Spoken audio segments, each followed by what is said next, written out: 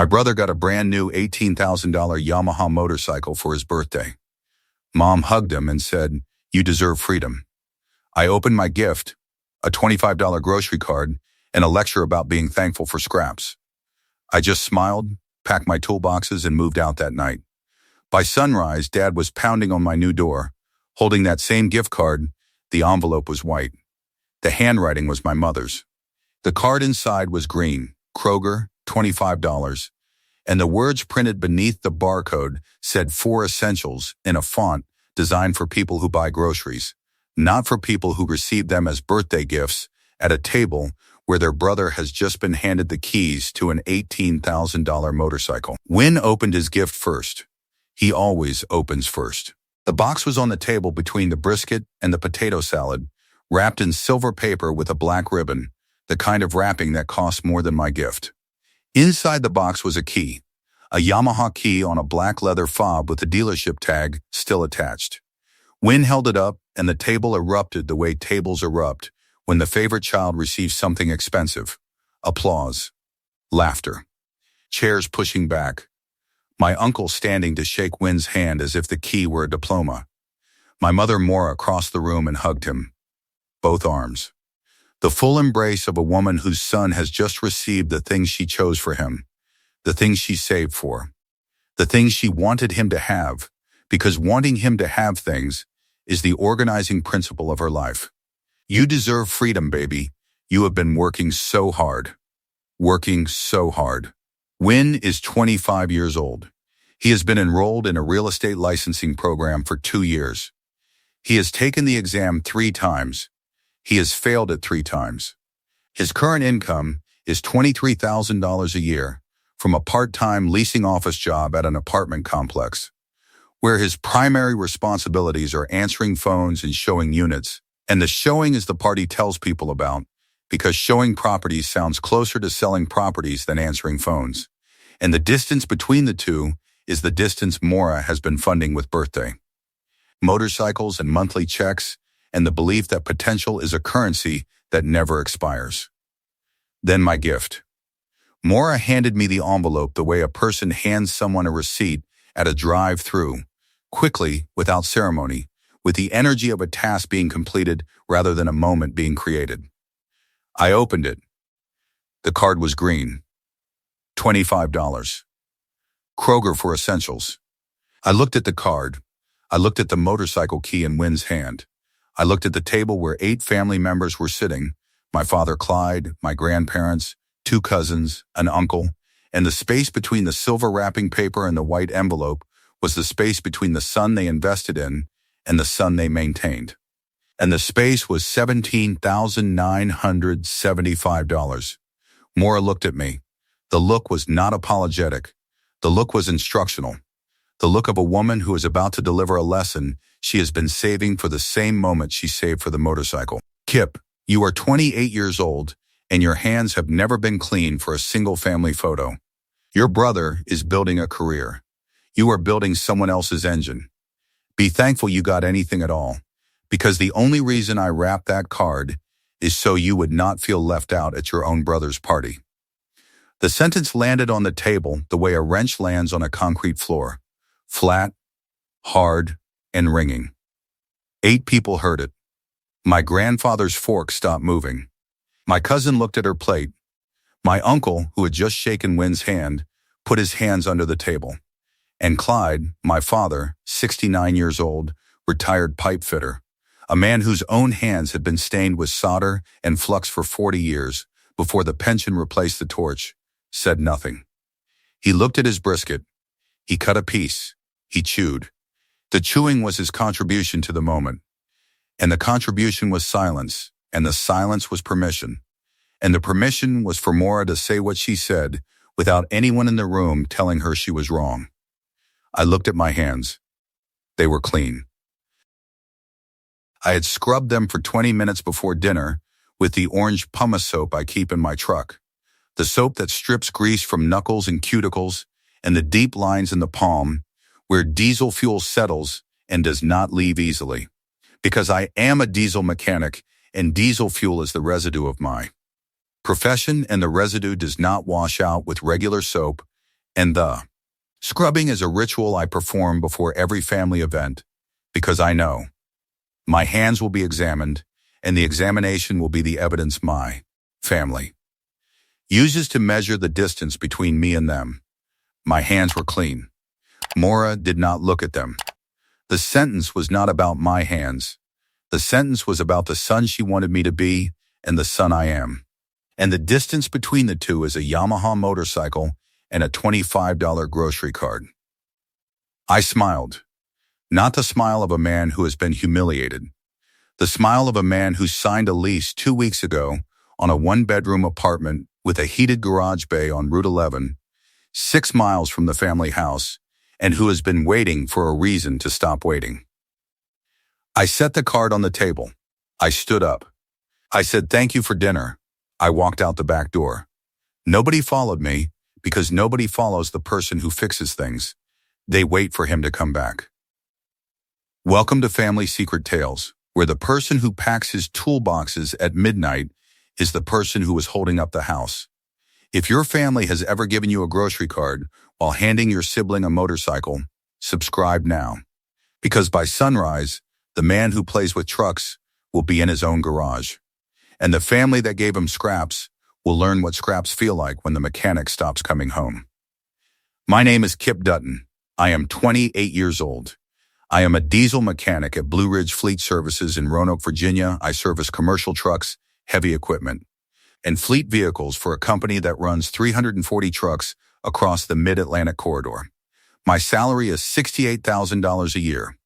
I own 3 Snap-on toolboxes that I have been building for 9 years, one piece at a time, wrench by wrench, socket by socket, until the 3 boxes are worth $14,200 and contain everything I need to diagnose, disassemble, repair, and rebuild any diesel engine manufactured after 1988. My family calls my work playing with trucks. My shop foreman, Quaid, calls it the reason this fleet moves. Quaid is 54 years old, former Marine.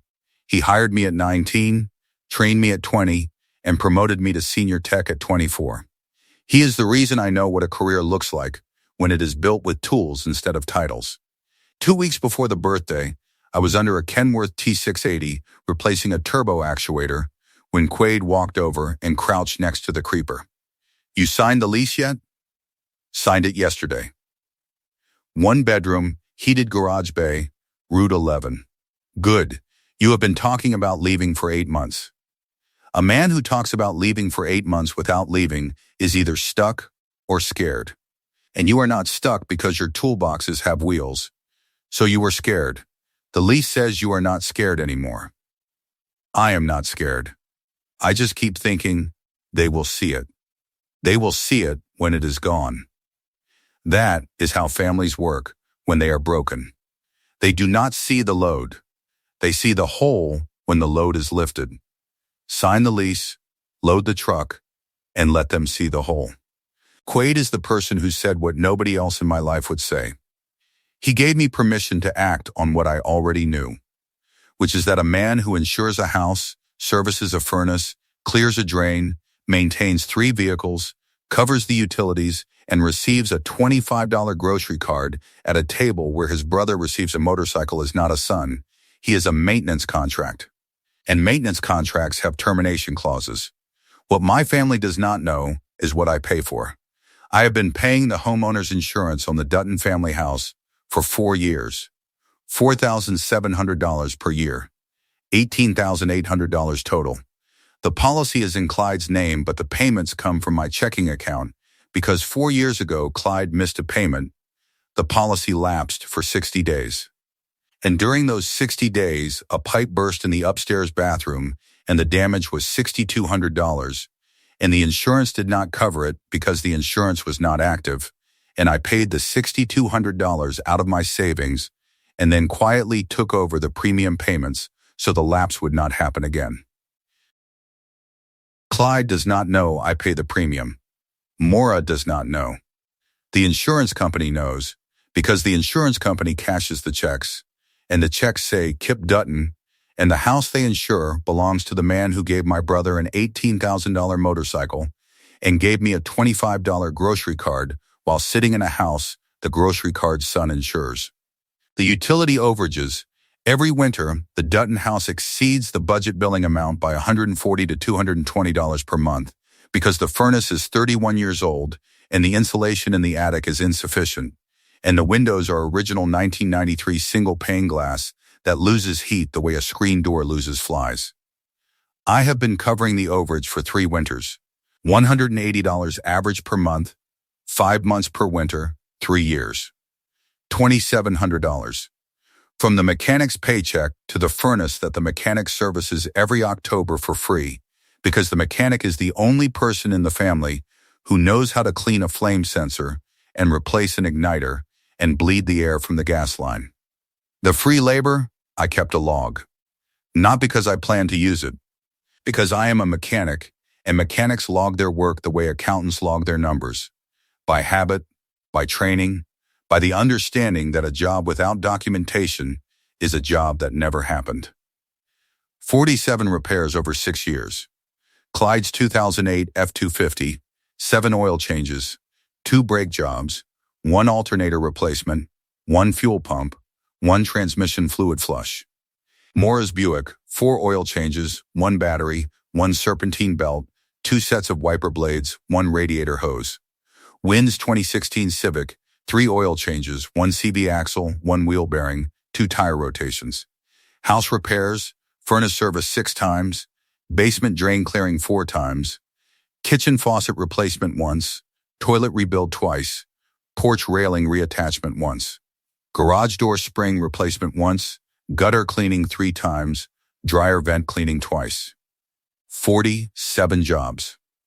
Estimated value at shop rates, $23,400. Charged to the family, 0. Thanked by the family, once when I fixed the basement drain during Thanksgiving and Clyde said, "Good, the water is gone." Which is the thank you a family gives a plumber, not a son.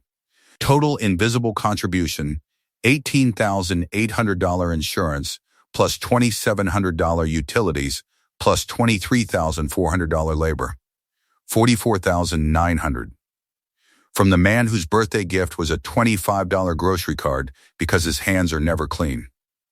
The favoritism is not subtle, it is structural. When Wynn enrolled in the real estate licensing program, Maura hosted a dinner to celebrate Wynn's new chapter. When I was promoted to senior diesel technician at Blue Ridge, the position that gave me a $12,000 raise and a bay of my own, Maura said, "That is nice, Kipp. Did you fix the dryer vent yet?" The dryer vent was the response to a promotion. The motorcycle was the response to a 3rd failed exam. And the distance between the dryer vent and the motorcycle is the distance between the son who produces and the son who promises. And this family has always paid more for promises. Clyde is 69, retired pipe fitter. He worked with his hands for 40 years. He should understand what I do, because what I do is what he did, except with diesel fuel instead of solder, and with commercial trucks instead of residential plumbing.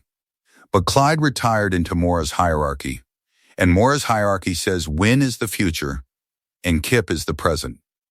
And the present is the thing you use, and the future is the thing you invest in.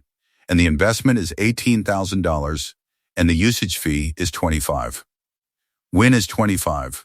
He has never changed a tire, never checked his own oil, never replaced a light fixture, never cleared a drain.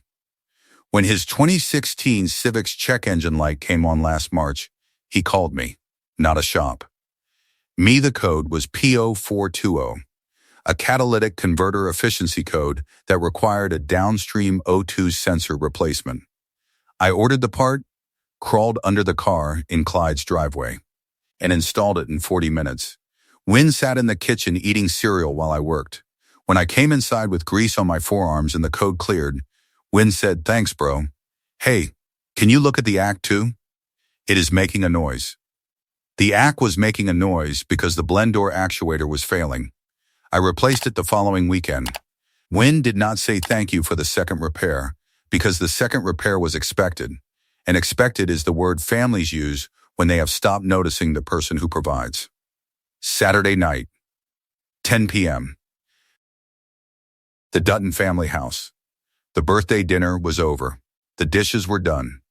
Wynn was in the driveway sitting on the Yamaha, revving the engine for the second time, while Maura stood on the porch with her phone recording a video for Facebook. The motorcycle exhaust echoed off the house I insured, and the garage whose door spring I replaced, and the driveway whose cracks I filled with patch compound last April. I went to the basement.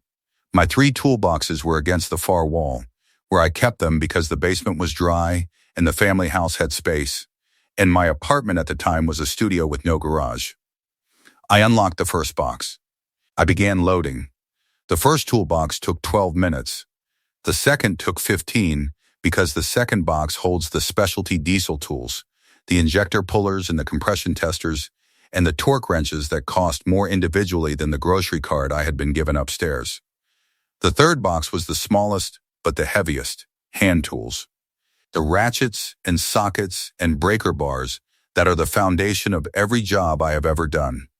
I carried each box up the basement stairs, through the kitchen where the birthday wrapping paper was still on the counter, past the white envelope that had held the card, past the silver ribbon from the motorcycle box that had fallen on the floor and that nobody had picked up. Because the ribbon was decoration, and decoration is the part of a gift that has no value after the gift is opened. 3 trips, 3 toolboxes, 45 minutes. Each trip was a load up 14 stairs, through a kitchen, out a back door, and into a truck bed, and each trip was lighter than the last, because the lightness was not about the weight of the boxes, but about the weight of the house, and the house was getting lighter on my shoulders with every box that left it. Nobody noticed. Wynn was on the Yamaha in the driveway, revving the engine for the 4th time, because the sound of a new motorcycle is a sound that a 25-year-old does not tire of, and a 31-year-old furnace cannot compete with. Maura was filming. Clyde was in his recliner with the television on and the volume low, and the awareness of a man who has been sitting in the same chair for 11 years and who notices the things that change on the screen, but not the things that change in the basement. And the man loading $14,200 of professional equipment out of the basement at 10 p.m. on a Saturday night was invisible, which is what mechanics are in families that measure worth by titles. Invisible when present, essential when absent, and expensive when replaced. I went back inside one last time. I picked up the grocery card from the table where I had left it. I looked at it. Green, Kroger, $25. For essentials. I set the card on the kitchen counter, next to the coffee maker I had wired when the outlet shorted last February, and I left it there because the card was not mine. The card was the family's opinion of me expressed in a dollar amount, and the dollar amount was $25, and the opinion was staying in the house, and I was not. I drove to the apartment on Route 11. The key was in my pocket. The lease was signed. The deposit was paid. The garage bay was heated and empty and waiting for 3 toolboxes and the man who carried them. I unloaded the boxes by midnight. I set them against the garage wall in order. Box 1, Box 2, Box 3. I plugged in the shop light. I stood in the garage at 12:15 a.m. on a Sunday morning in a heated bay with my tools in my truck and a door that was mine and a light that was mine and a silence that was not the silence of being ignored, but the silence of being alone by choice. And the difference between those 2 silences is the difference between a house that does not see you and a garage that was built for you. I went inside the apartment. I sat on the mattress I had moved in last Tuesday, the only furniture in the room, and I set my alarm for 6 a.m. I almost drove back to the house at 1 a.m. The truck was in the lot, and the road was empty, and the image of Clyde's face when he would see the empty basement wall was pressing against my chest like a bolt torqued past spec. But the card stopped me. The green Kroger card on the kitchen counter, $25 for essentials.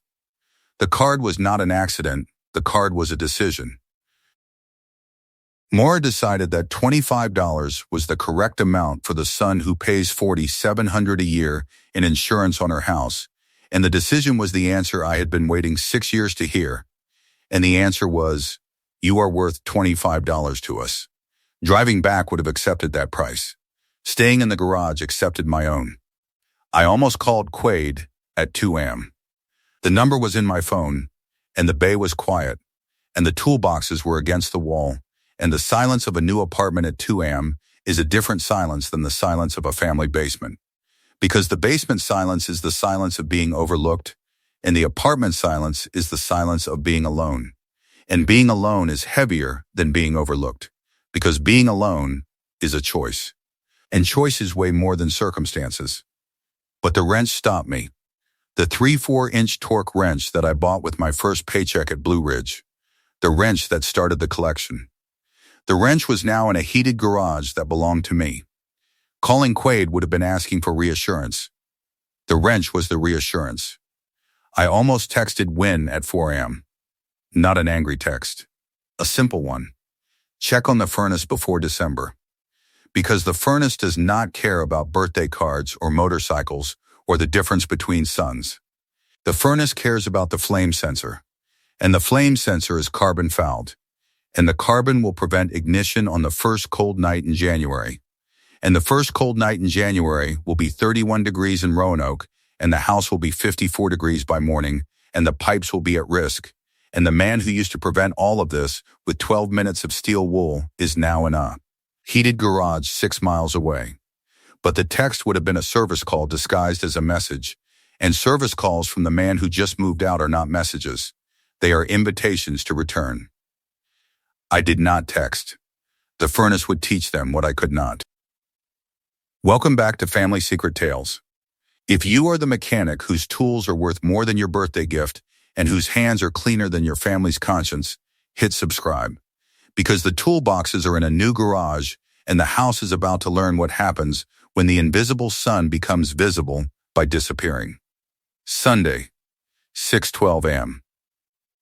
The knock was not a knock. It was a pound. The flat palm pound of a man who has been awake for 30 minutes and has driven 6 miles and has a green Kroger gift card in his hand and a question on his face that his mouth has not yet formed. Because the question is not why did you leave, but who is going to fix the furnace? I opened the door. Clyde was standing on the step. His truck was running in the parking lot, exhaust visible in the November air. He was wearing the flannel shirt he sleeps in and the boots he keeps by, the back door and the expression of a man who walked downstairs at 5:45 a.m. to start the coffee and saw 3 empty rectangles on the basement wall where toolboxes used to be and a green grocery cart on them. Kitchen counter where a sun used to be. The gift card was in his right hand. He held it up. You forgot this. I did not forget it. I left it. Your mother is upset. My mother gave me a $25 grocery card and told me to be thankful for scraps at a table where she handed Win an $18,000 motorcycle. My mother is not upset. My mother is inconvenienced. There is a difference. Come home, Kipp. We can talk about this. There is nothing to talk about. The toolboxes are here. I am here. The house is there. And the house has a list of things that need a mechanic, and the mechanic has a new address. You are overreacting to a birthday card. I am not overreacting to the card, Dad. I am responding to 6 years. 6 years of oil changes and brake jobs and furnace calls and drain clearings and insurance payments and utility checks. And the total is $44,900. And the response from this family was a $25 Kroger card with 4 essentials written on it in Mom's handwriting. That is not a birthday gift. That is a service fee for a mechanic you forgot to fire. Clyde's arm dropped. The gift card hung at his side like a tool that no longer fits the bolt it was designed for. Behind him, a second car pulled into the lot. Moore's Buick, the Buick whose serpentine belt I replaced last March, whose battery I changed in January, whose oil I have been changing every 4,000 miles for 6 years without being asked to and without being thanked for it. The engine sounded good. The engine sounded good because the engine had been maintained by the son who was standing in a doorway 6 miles from the house where the maintenance happened. Maura got out of the car. She was wearing a coat over pajamas and the face of a woman who has driven 6 miles at 6:30 in the morning because her husband called in. Said the toolboxes are gone, and the toolboxes are gone is the sentence. That means more than Kipp left, because the toolboxes are the labor and The labor is the infrastructure, and the infrastructure is everything she has been receiving for free while spending $18,000 on a motorcycle for the son who has never changed a tire. You are being dramatic, Kipp. You left over a birthday card. I left over $44,900. The number landed on the doorstep like a torque reading on a spec sheet, precise, documented, and impossible to argue without a different set of numbers, and Maura did not have a different set of numbers because Maura has never counted what I contribute. She has counted what Win needs. The two ledgers are different, and the difference is a motorcycle. I have been paying the homeowner's insurance on your house for 4 years, $4,700 a year, $18,800 total. You did not know, because the checks come from my account and the policy is in Dad's name, and nobody in this family has ever asked who pays for the things that keep the house standing. The answer is me. The answer has been me for 4 years, and the answer is changing today. Maura's chin lifted. We gave you a roof. For 28 years, we gave you a roof and a bed and food on the table. You gave me a basement. I slept in the basement because Win has the upstairs bedroom. I have slept in the basement since I was 16, which is 12 years of sleeping below the floor where the family lives. And the basement was where I kept my toolboxes, because the basement was where I was kept. And now the toolboxes are gone, and I am gone. And the basement is empty, and the basement is yours. Maura's mouth opened. Her hand went to the collar of her coat, the small adjusting gesture of a woman whose argument has been answered with a fact she cannot reframe. I have been covering the utility overages every winter, $2,700 over 3 years. And I have done 47 repairs on your house, your vehicles, and Win's car. Oil changes, brake jobs, alternators, furnace service, basement drains, garage doors, toilets, faucets, gutters, dryer vents. 47 jobs. Documented estimated value at shop rates, $23,400. Total, $44,900 from the man whose hands are never clean to the family that gave him a $25 grocery card and told him to be thankful. I looked at Maura. You told me I am building someone else's engine. I have been building yours. For 6 years. The insurance that covers the roof over your bed is paid by the man who sleeps in the basement. The furnace that heats the room where you wrap that motorcycle is serviced by the man you gave a grocery card. And the car you drove here this morning has my oil in the engine and my belt on the alternator and my hands on every part that keeps it running. You are standing at my door in a car I maintain, from a house I insure, wearing a coat you keep warm with a furnace I fix. And you are telling me I am being dramatic. Maura's mouth opened. No sound came out.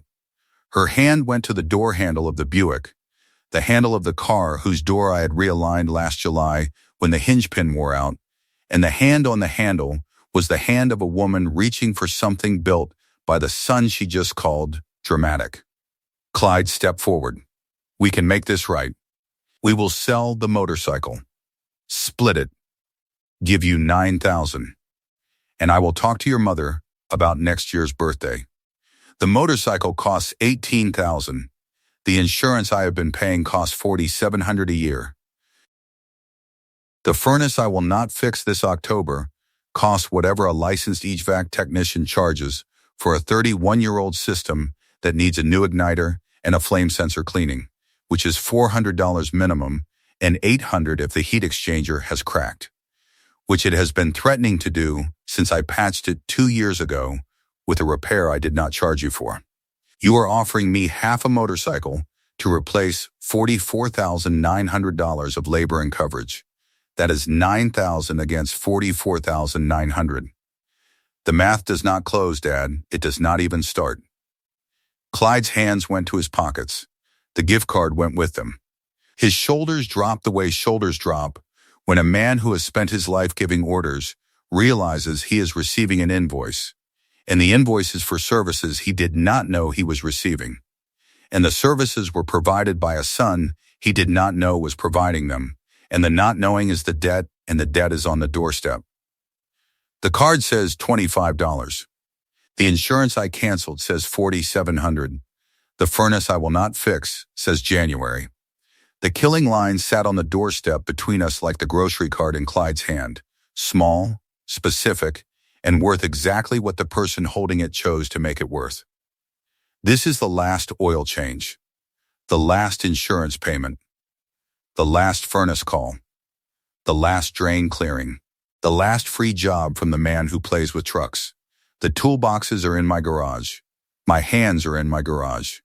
And the next time something breaks in that house, the house will learn what I cost, because the first invoice from a professional will be more than the motorcycle and the grocery card combined. I step back. I put my hand on the door. Do not come back with the card, Dad. The card is not a gift.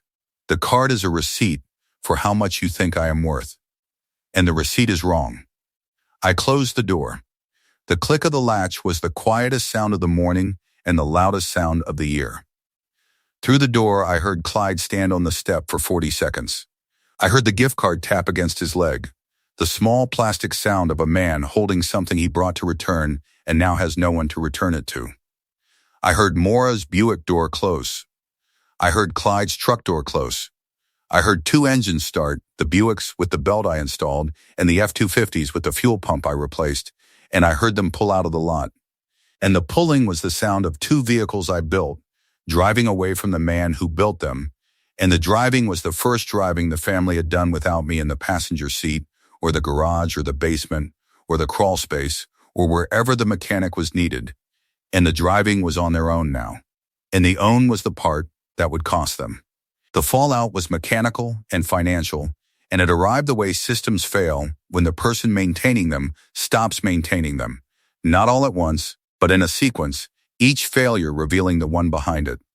Each invoice replacing the free labor that had been invisible until the invoice made it visible. The homeowner's insurance lapse notice arrived in Clyde's mailbox 14 days after I canceled the policy. The notice was a single page, printed on the carrier's letterhead, and it informed Clyde that the premium payment had not been received and that the policy would terminate in 30 days unless payment of $4,700 was remitted. Clyde called the insurance company and asked who had been making the payments. The representative said, "The payments have been made by a Kipp for the last 4 years. The account holder changed the payment method to discontinued on November 15th. Clyde put the phone on the kitchen table. He looked at Maura. And the conversation that followed was the conversation that families have when they discover that the invisible sun was not invisible but structural, and the structure was holding up the roof. And the roof was now 30 days from being uninsured.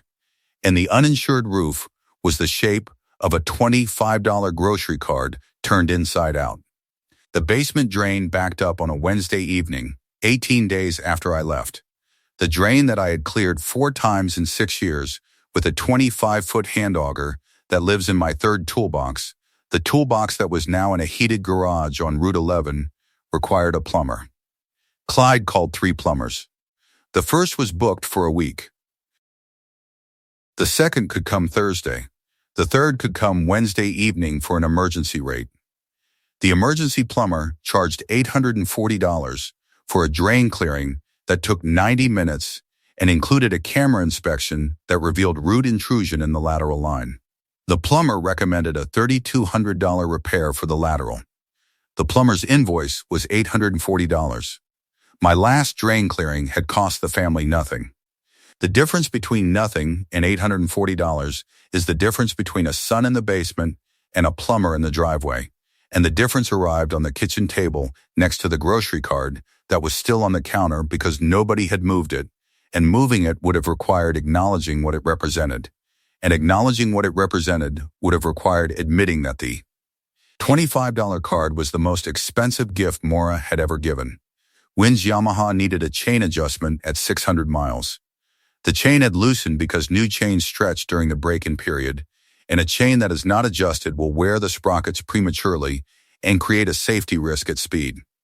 The adjustment is a 15-minute job with a rear stand, a 24-member socket, and a torque wrench set to 59 foot-pounds. I could do it with my eyes closed. Wynn called me. I did not answer. He called twice more. I did not answer those either. Wynn called 3 motorcycle shops in Roanoke. The cheapest quote was $120 for a chain adjustment and inspection.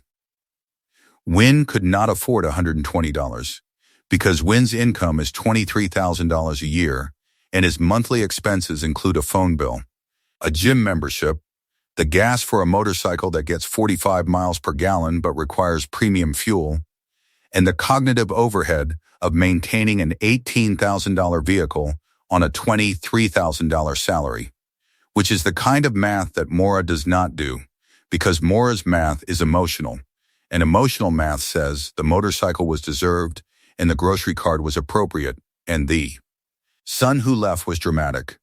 Maura sat at the kitchen table on a Thursday evening 3 weeks after I left. The furnace was making the noise. The clicking, the same noise it made every October, the sound of an igniter that is carbon fouled and needs cleaning, the 12-minute job I had done 6 times in 6 years with fine steel wool and a Phillips screwdriver, and the patience of a son who services a furnace he does not own, because the people who own it do not know what a flame sensor is and do not want to learn. The clicking was louder this year because the carbon had been building since last October and the cleaning was overdue by 3 weeks, which is the 3 weeks since I left, and the 3 weeks had turned the clicking from a reminder into a warning and the warning into a symptom that could not be ignored. Maura called an evac company. The estimate was $480 for a diagnostic and flame sensor cleaning, plus $320 if the heat exchanger showed cracks, plus a recommendation to replace the 31-year-old system entirely at a cost of $6,800 to $9,400 depending on the model. The estimate sat on the kitchen table next to the plumber's invoice and the insurance lapse notice and the grocery card. And the table that used to hold birthday wrapping paper and brisket and laughter was now a desk of invoices from professionals who charge market rate for services that a diesel mechanic had provided for free for 6 years. Wednesday evening, 4 weeks after the birthday. I was in the garage. The bay was heated. The shop light was on. The radio was playing low, the classic rock station that Quaid keeps on at the shop because Quaid believes engines run better with music in the room. I had called Quaid the Monday after the move, not for reassurance, to tell him the toolboxes were set up. He said, "How is the bay?" I said, "Heated." He said, "Then you are home." A mechanic is home wherever the tools are warm and the work is chosen. The work I was doing tonight was chosen, and the tools were warm. The 3 toolboxes were against the wall, organized and open, each drawer labeled in my handwriting, each tool in its foam cutout, the way a senior diesel technician keeps his equipment when the equipment is the most valuable thing he owns, and the space it occupies is the first space that has ever been entirely his. The boxes had been in the Dutton basement for 9 years. They had been in this garage for 28 days. And the 28 days had made the garage feel more like home than the basement ever did, because the basement was storage and the garage was purpose, and purpose is warmer than a furnace that clicks. On the workbench was a 1994 Ford F-150 intake manifold. I had bought the truck at a fleet auction for $2,800 2 weeks ago. Straight body. 302 V8. Needed an intake gasket, a water pump, and a timing chain. The intake gasket was the first job. I had ordered the Fel Pro gasket set for $42, and the bolts for $18, and the re-TV sealant for $9. And the total for parts was $69, which was less than the grocery card and the envelope and the words "for essentials" combined. And the $69 was going to rebuild an engine, and the $25 was sitting on a pegboard. And the difference between the two expenditures was the difference between investing in a man and dismissing one. My first personal project. Not a family vehicle. Not a shop job. Mine. The first engine I would build that was not for someone else. And the building was different because the building was for a man who chose to build it, not for a family that expected it.